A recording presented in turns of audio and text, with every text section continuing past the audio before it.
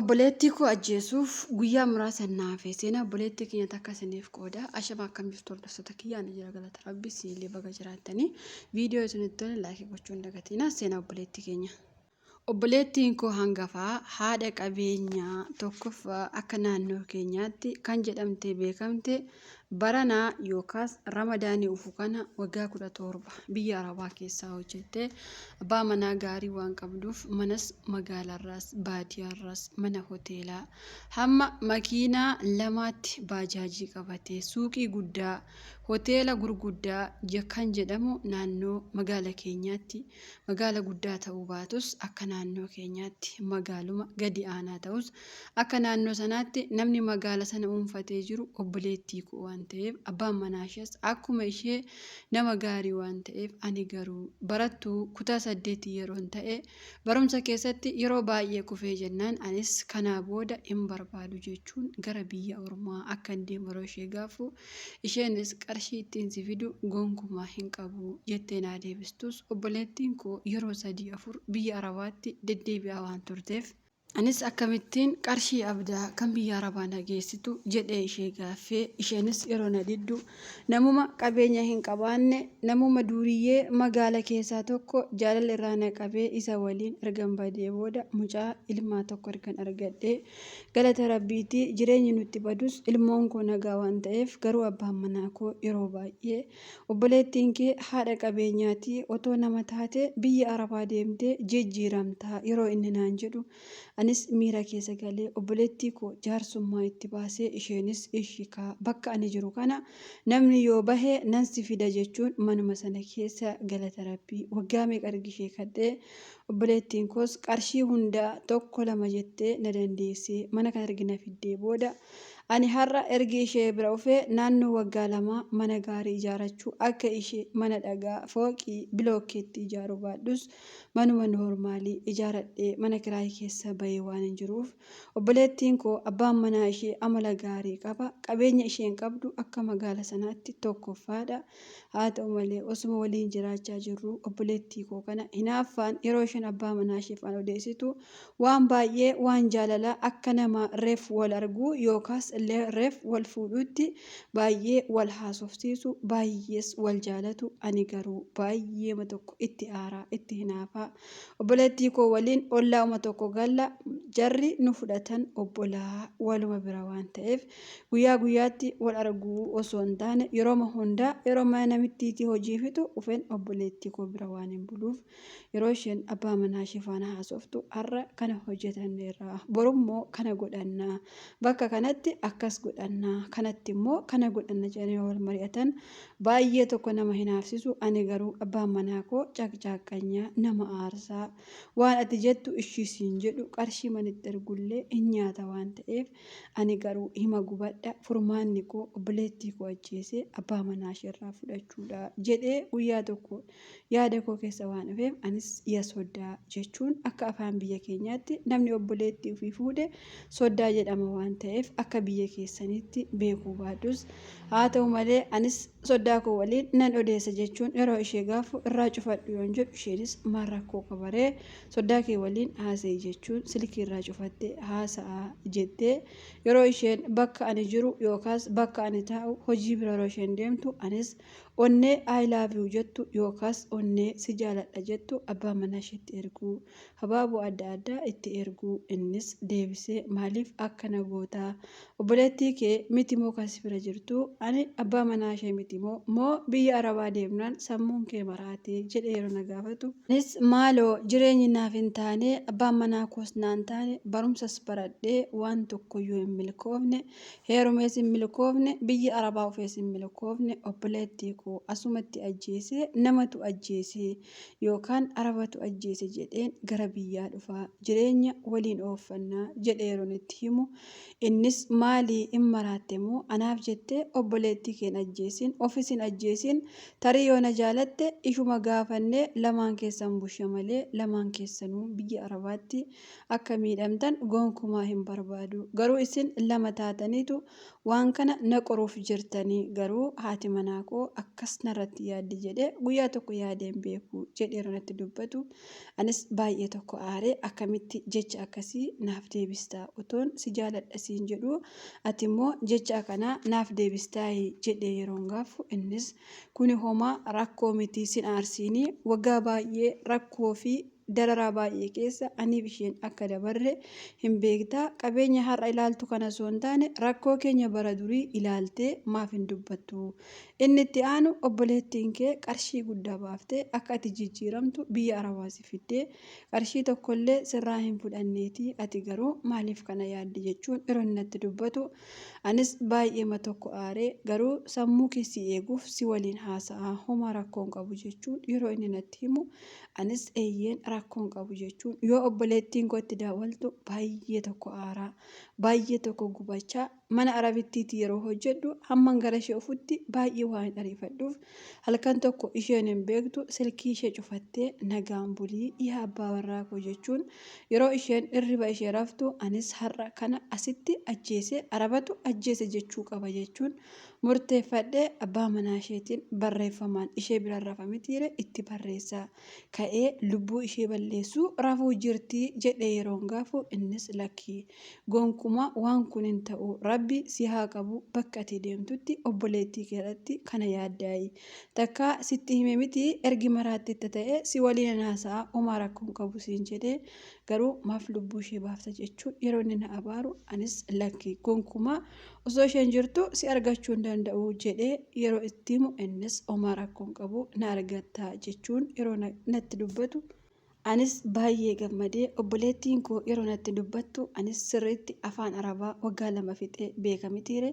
Araba maadaamii kootti itti odeessu isheen hojiin hojjettu bar waggaa meeqa akkamitti qarshii laattanii fi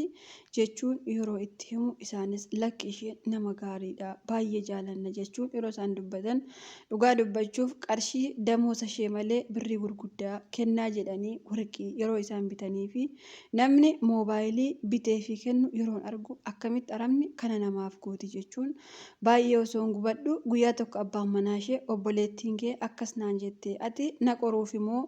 jedhee yeroo na ishee gaafatu isheenis lakkii rabbi jireenya kiyyatti nan gashiini ani waan kana isheetti hin dubbanne maal jechuudha jettee obboleettiin koo rifattee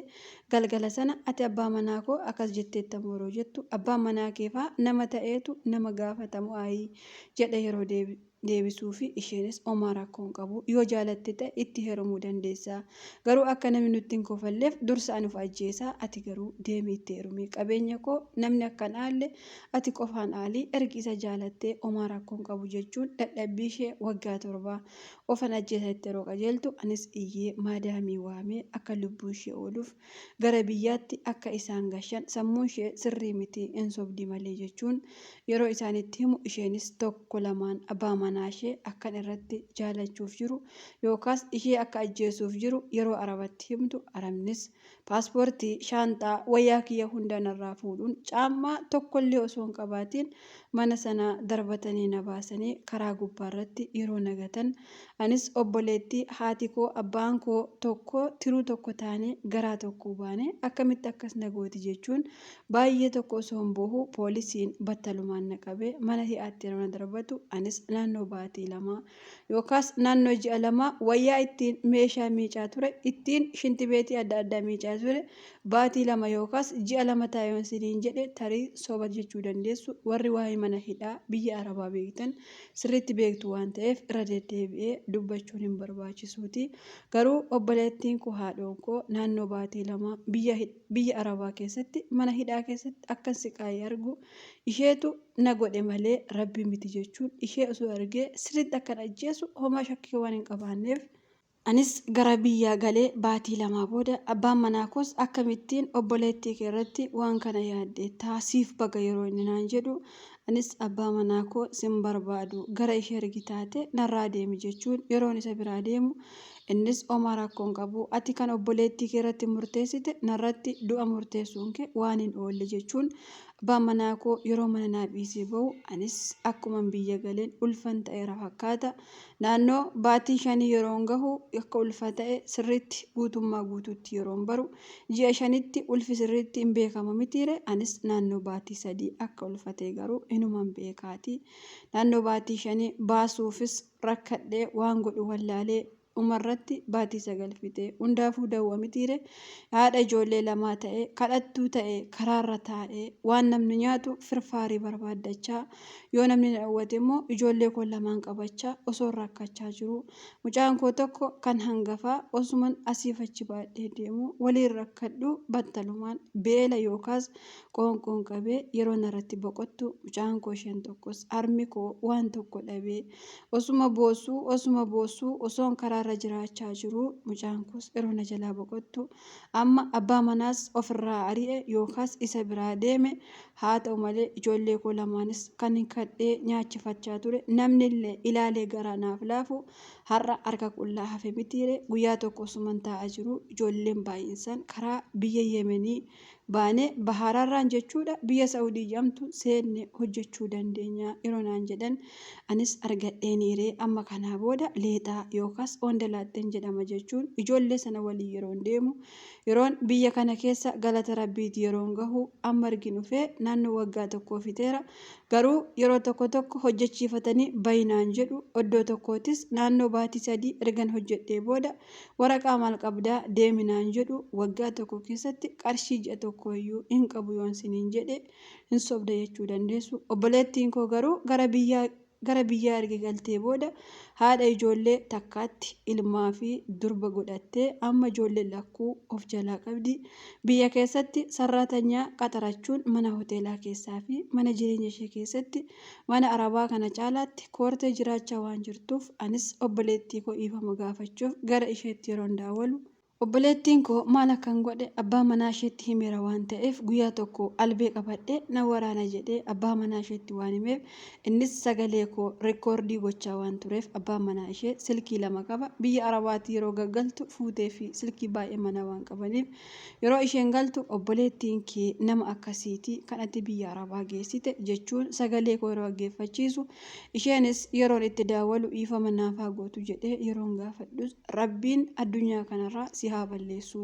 har'a biti gaafan du'eeyyuu dhiifama siif hin godhu lammuu lammataa natti hin daawwaliini bakka ati jirtus sis arguun barbaadu maal si godhee qarshii koo baase biyya namaa si fidee